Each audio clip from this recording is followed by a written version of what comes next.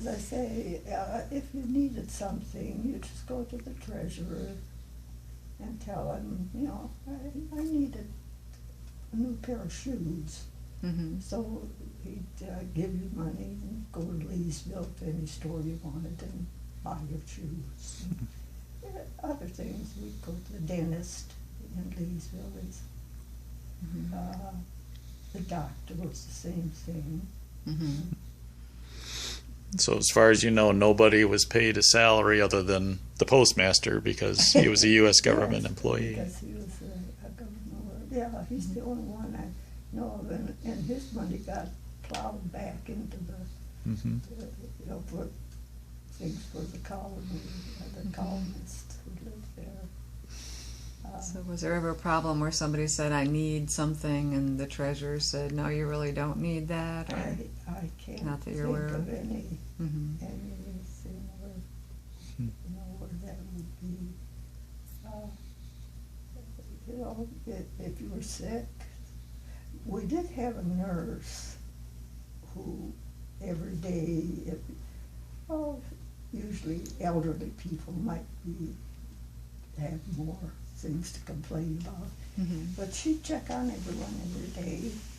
And when I was sick that summer, and I'm sure, I don't even know what I had.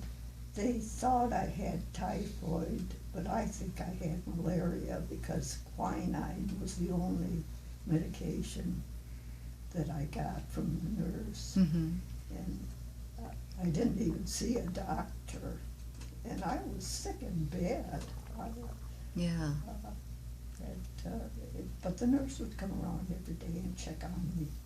Okay. And give me my medication immediately. This awful quinine, it was the bitterest stuff she'd put. I think it was like a tablespoon into a cup of water. Mm-hmm. And even diluted that much, it was hard enough. She'd stay there until I drank it. And did she help deliver babies then, or did women go to the hospital in Leesburg? Or? I think they usually had a doctor come Mm-hmm. from Leesville to deliver babies. So they made house calls back then, doctors. No, they didn't come down to make. They would if there was someone sick Okay. and couldn't leave their home. He'd come down. But the doctor finally came to see me after I was up and around. and the only well, it wasn't even a medication, but he told my mother to give me, I think it was vitamin D, Mm-hmm. to start giving me vitamin D. But that's the only medication. It really wasn't a medication. Yeah. But somehow there wasn't a lot of illness there. And I don't know if it was because of the diet, because we did have a lot of vegetables. We had a huge garden, Mm-hmm. plus acreage farther out for larger crops like potatoes, things like that. But actually there was very little illness. So then, like with your older brothers and sisters, or as kids graduated from high school, did most of them leave and go elsewhere, or did they stick around? They or? did. Mm-hmm. They, not right after high school, but they did.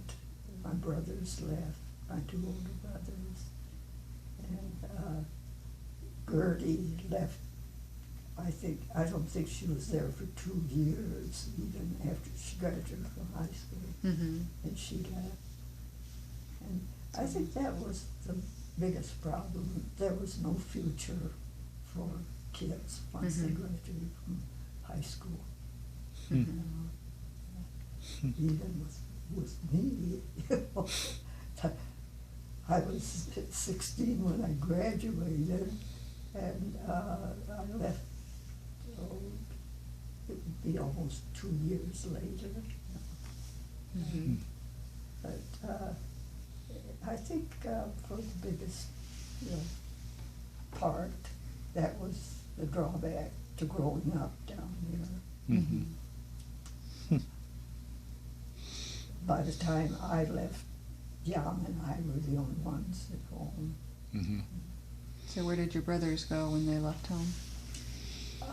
Well, Milton, gosh, and I saw it mentioned in that book. The Rust, John and Mac Rust were two engineering students who had moved from Texas.